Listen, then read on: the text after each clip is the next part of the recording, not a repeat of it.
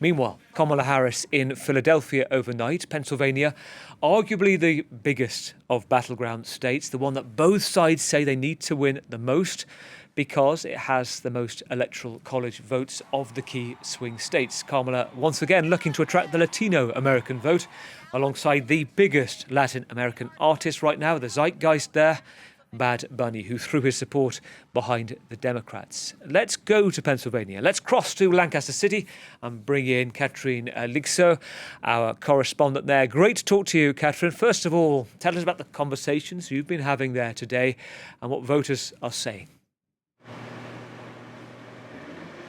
Yes, so as you said, I'm in Lancaster City. So Lancaster County is a county about 1.5 hours drive from Pennsylvania, from Philadelphia in southern Pennsylvania.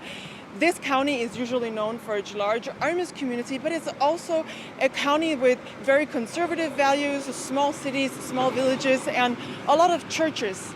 Basically, what voters have been telling me here today is that they have continuously voted for the Republican Party, and they will also vote for the Republican Party in this election. I spoke to one man who said he doesn't want liberal values or more progressive values taught to his kids in school, and he wants to sort of keep his traditional family life here in Lancaster.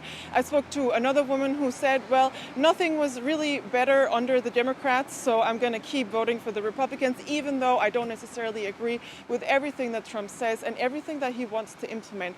But I have also spoken to a few people that worry about Trump's rhetoric, who said, well, it is something that they're considering. And I did manage to speak to one woman who hadn't decided yet who she was going to vote for. She said she may even end up not voting because she felt despaired by the two candidates. What strikes me, Katrina, is interesting, and I don't know if you've come across anybody who says, and I never hear this, I quite like both candidates, I'm not sure who to vote for. Is that something you ever come across? A convivial election? Definitely not. It's as most people that I speak to really say that it's a question of I choose this person to avoid this person coming into office. It feels, at least from the voters that I've spoken to, that it's an election of the lesser of two evils. And that's really also what we're seeing here in Pennsylvania, where the dynamics are really changing, because we used to have a very hard split between the cities and the rural areas, and there still are. But it's kind of changing a little bit, because what's happening is that the demographics are switching. Not only is what we call the working class voters, it's a decreasing demographic. So we used to have 70% of working class voters in Pennsylvania. Now we only have 50.